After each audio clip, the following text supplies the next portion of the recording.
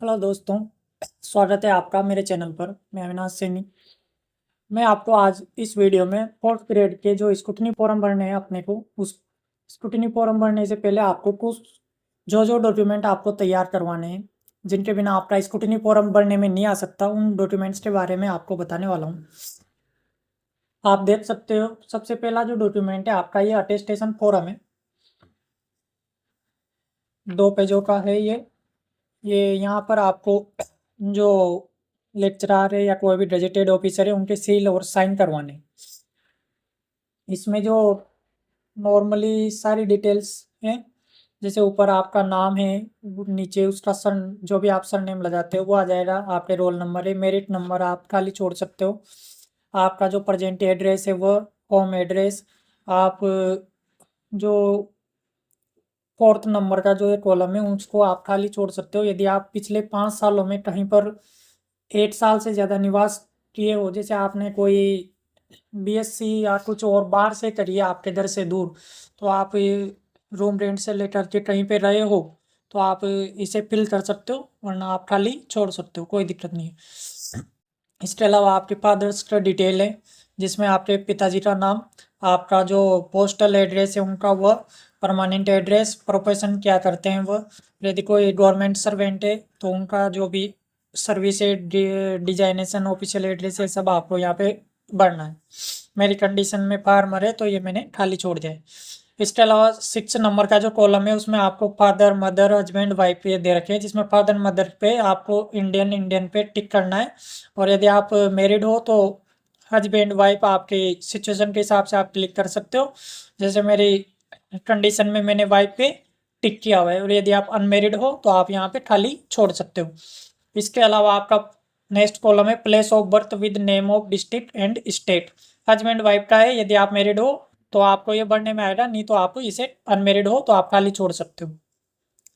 उसके बाद में नेक्स्ट है आपका डेट ऑफ बर्थ है। आप अपनी डेट ऑफ बर्थ दीजिए यहाँ पे डेट, यहाँ पे मंथ और यहाँ पे ईयर। इसके बाद में आपकी present age, age on advertised norm. जो आपने फोर्थ ग्रेड का फॉर्म भरा होगा उसमें आपके जो 1 जनवरी 2026 जो उन्होंने निश्चित कर रखी थी, उसके हिसाब से डेट पूरे ईयर, मंथ और डे उन उसमें दे रखा है, तो आप उस फोर्थ ग्रेड के एप्लीकेशन फॉर्म में देख करके आप ये भर सकते हो। उसके अलावा नेक्स्ट है एज एट मेट्रिकुलेशन। इसमें आप 10वीं की जो मार्कशीट पे जो डेट आ रखी है उस पे ऑनलाइन गूगल पे एज कैलकुलेटर सर्च करके उसमें आप अपनी डेट ऑफ बर्थ डाल देना, और 10वीं की मार्कशीट में जो डेट दे रखी है जारी दिनांक, वह डाल देना। आपके जो ईयर, मंथ और डे जो निकल करके आएंगे उनको आप यहाँ पे भर सकते हो। इसके अलावा नॉर्मल सी चीज़ है, प्लेस ऑफ बर्थ में आपका जो भी है नाम, district and state to which you belong, या आप नॉर्मली अपनी चीज़ें भर सकते हो। स्टेट और रिलीजन में आप जो भी धर्म से हो वह भर सकते हो। शेड्यूल कास्ट, शेड्यूल ट्राइब के लिए आप यहाँ पे यस या नो कर सकते हो। यदि यस है तो आपको state the name there of, तो आपको वह कैटेगरी का नाम सर लिखना है, और यदि नो है तो आप नो भर सकते हो। नेक्स्ट में है आपके जो सिंस 15 ईयर्स के बाद में आपने जो भी क्वालिफिकेशन भरी है, करिए, उसको आपको यहाँ पर भरना है। यहाँ पे आपका name of school, college with full address, तो ये देख सकते हो आप, जैसे मैंने स्कूल का नाम भर रखा है वो पूरा। उसके बाद में डेट ऑफ एंट्री में आप नॉर्मली जो सेशन स्टार्ट होते हैं अपने 1 जुलाई 2 जुलाई, तो आप कुछ भी भर सकते हो 1 2 जुलाई, जैसे मैंने 2 जुलाई भर रखा है। डेट ऑफ लिविंग में आप उस मार्कशीट पे, जैसे 10th की है तो 10th की मार्कशीट में जब आपने जारी दिनांक दे रखी होती है वो आप यहाँ पे डेट ऑफ लिविंग में भर सकते हो। ऐसे ही आप 12th की आपने, एक चीज़ ध्यान देना दोस्तों, यदि आपके ये 5 ही कॉलम है, यदि आपने बीएससी एमएससी ये ज़्यादा बीएड ये करके और आपके कॉलम कम पढ़ रहे हैं, तो आपने जैसे 10th 12th एक स्कूल से करिए तो आप उन्हें कंबाइंड भी कर सकते हो। एक दूसरी चीज़ यहाँ पे ध्यान देने वाली बात यह है कि जो आपने फॉर्म में भरा है, एप्लीकेशन फॉर्म भरते टाइम, और या फिर आप जो स्क्रूटिनी फॉर्म भरोगे उसमें जो डिटेल्स, एजुकेशन क्वालिफिकेशन जहाँ तक भर रहे हो आपको वह यहाँ पर शो करनी है। ऐसा नहीं है कि वहाँ पे आप बीए तक शो कर रहे हो और यहाँ पे सिर्फ 12th तक ही आप भर रहे हो।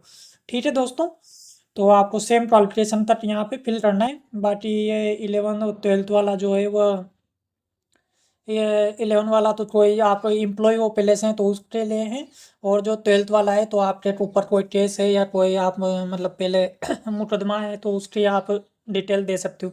13 नंबर जो कॉलम है उसमें आपको अपने आस पड़ोस या कोई भी रिलेटिव, आपके गांव के आसपास का कोई अंकल हो या आपके ताऊ जी हो, कोई भी मतलब आस पड़ोस के जिनके नाम आप यहाँ पर भर सकते हो। और यहाँ पे आपकी डेट प्लेस अविनाश आपके सिग्नेचर करने हैं यहाँ पे, और बाकी नीचे गेजेटेड ऑफिसर से सील साइन करवाने हैं। यह आपका पहला डॉक्यूमेंट तैयार हो जाता है।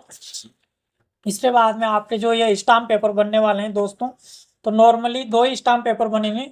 जैसे कि एक तो है ये विवाहित और अविवाहित वाला, जैसे मैं कंडीशन में विवाहित है तो ये विवाहित वाला है नॉर्मली, और आपको ये सील साइन जो भी है करवाने हैं।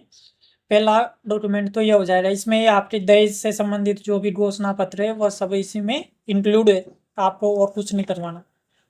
नॉर्मली ये सील साइन होते हैं उपकोषाधिकारी के, ये नोटरी के, इसमें दिनांक ये सब दे रखी होती है, ये अटेस्टेड बाय।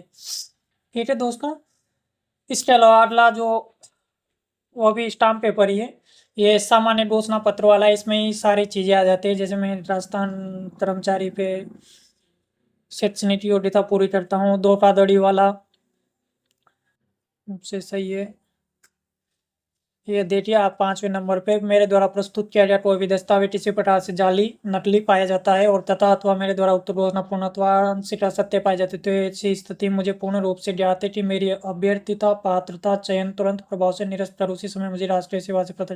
ये सारा धोखाधड़ी से संबंधित है, आपको फिल कर लेना है। और ये नॉर्मली आप यदि वहाँ से प्रिंट करवा के उसी में अपना नाम और एप्लीकेशन नंबर, रोल नंबर ये सारे फिल करवाना चाहो तो वहाँ पे भी हो जाएगा, उसमें भी कोई दिक्कत नहीं है। और यदि आप ऐसे खाली छुड़वा के और बाद में पेन से फिल करना चाहो तब भी कोई दिक्कत नहीं है, आप मैनुअली भी फिल कर सकते हो और वहाँ कंप्यूटर से डायरेक्ट उसी में फिल करके भी प्रिंट आउट ले सकते हो, कोई दिक्कत नहीं। ठीक है दोस्तों, ये आपका अगला हो जाएगा। उसके बाद में आता है आपका संतान संबंधी घोषणा पत्र। यह भी आपको सभी को बनाना है, जो मैरिड है वह उनको भी और जो अनमेरिड है उनको भी। यदि आप अनमेरिड है तो यहाँ पे 0 0 कर देना, मेरे कंडीशन में मैरिड है और एक मेरे संतान है तो उसकी डिटेल मैंने यहाँ पे नाम और उसकी जन्म तिथि और बाकी आपको डिजिटेड से सील साइन करवा लेने। ठीक है दोस्तों, अगला डॉक्यूमेंट दोस्तों आपका ये चरित्र प्रमाण पत्र रहने वाला है। आपको यहाँ पर नॉर्मली आपकी जो डिटेल है वो फिल करके और आप यहाँ पे आपको गजेटेड के सील साइन करवा लेंगे। आपके दो बनने वाले हैं। कोशिश करें दोस्तों कि ये जो सील है वह अलग अलग हो, सेम नहीं होनी चाहिए, अलग अलग दो व्यक्तियों से बनाने हैं अपने को। इसके बाद में आपका जो अगला डॉक्यूमेंट है वो वचनबद्ध वाला है, धूम्रपान एवं गुटखा से संबंधित। ये अभी मैंने भरा नहीं है, अभी मैं भर लूँगा। इसके अलावा जो अगला डॉक्यूमेंट है आपका ये संविधान की शपथ पत्र है, यह भी आपके ही साइन होंगे। तो ये एक ये है शपथ पत्र जो संविधान से संबंधित है। इसके अलावा अगला है जो आपका यह हस्तलिखित नमूना वाला है, जिसको आपको फिल करके और जब स्क्रूटिनी फॉर्म भरेंगे तब अपने ये अपलोड होगा।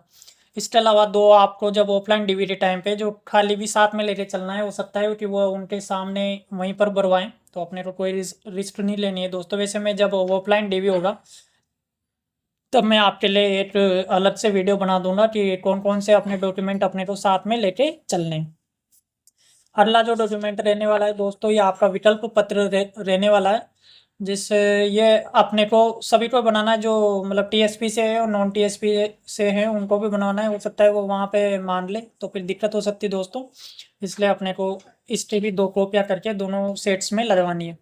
ये दोस्तों मैंने अपना जो आय प्रमाण पत्र है जो खास करके ईडब्ल्यूएस है उनका तो ईडब्ल्यूएस सर्टिफिकेट होता है ये, और अपने जो ओबीसी है नॉन क्रिमिलियर से हैं और नॉन क्रिमिलियर का जो मतलब फायदा उठाना चाहते हैं, हो सकता है वो मान ले। वैसे कोई वैलिड नहीं है, मतलब कंफर्म नहीं है पूरा कि वो मान जाए सही, लेकिन अपने को कोई रिस्क नहीं लेनी है। तो वैसे मैंने बनवा लिया था अपने लिए, तो मैं इनको अभी जो स्क्रूटिनी फॉर्म भरूंगा ऑनलाइन उसमें मैं अपलोड नहीं करूंगा, लेकिन जब ऑफलाइन डीवी करवाने जाऊंगा तब इनको लेकर के जाऊंगा ताकि वो मान ले तो मैं उनको वहीं पर दे दूँ, कोई मतलब परेशानी की बात नहीं हो। तो ये है, बाकी यही है। और ये जो जहाँ तक जाति और मूल का सवाल है तो जाति मूल के लिए आप नॉर्मली अपने जो एसटी है उनको तो कोई दिक्कत नहीं है, लेकिन जो जैसे अपन ओबीसी वाले हैं तो उनको जैसे 8 साल पुराना है, तो जैसे अपने अप्रैल 2026 में फॉर्म भरने में आए थे, तो यदि अप्रैल 2024 के बीच का है तो उनको कोई दिक्कत नहीं, उनके बिना शपथ पत्र के भी चल जाएगा। बाकी जिनके ज़्यादा पुराना है उनको शपथ पत्र बनवाना पड़ेगा। आप जो ऑफिशियल साइट है अपनी, वहाँ पे जब डाउनलोड के ऑप्शन में जाओगे तो वहाँ पे आपको स्क्रूटिनी फॉर्म और और ये जो जाति का शपथ पत्र का फॉर्मेट है वो भी मिल जाएगा, आप वहाँ से डाउनलोड कर सकते हो। और स्क्रूटिनी फॉर्म के जो लास्ट 2 पेज है ऑफलाइन स्क्रूटिनी फॉर्म के, जब आप उसे वहीं पे जो मिलेगा आपको, उसमें लास्ट के जो 2 पेज है वहीं पर ये आपको ये अटेस्टेशन फॉर्म भी मिल जाएगा, तो आप ये भर सकते हो। तो ये सब डॉक्यूमेंट है दोस्तों, जब आप ऑनलाइन स्क्रूटिनी फॉर्म भरने जाओगे उससे पहले ये सारे डॉक्यूमेंट आपको कंप्लीट करवाने होंगे, तभी आप स्क्रूटिनी फॉर्म सही से भर पाओगे। और जल्दी मैं अपने 1-2 दिन में स्क्रूटिनी फॉर्म की वीडियो भी लाने वाला हूँ, जिसमें मैं अपना खुद लाइव फॉर्म फिल करके बताऊँगा आपको स्टेप बाय स्टेप। तो आप मेरे चैनल को सब्सक्राइब कर सकते हो, मैं आपको इस चैनल पर 4th ग्रेड से जुड़ी पूरी अपडेट देने वाला हूँ। तो यही है दोस्तों, यदि वीडियो अच्छी लगी हो तो आप मेरे चैनल को सब्सक्राइब कर लीजिए। चलिए मिलते हैं एक नई वीडियो में, धन्यवाद।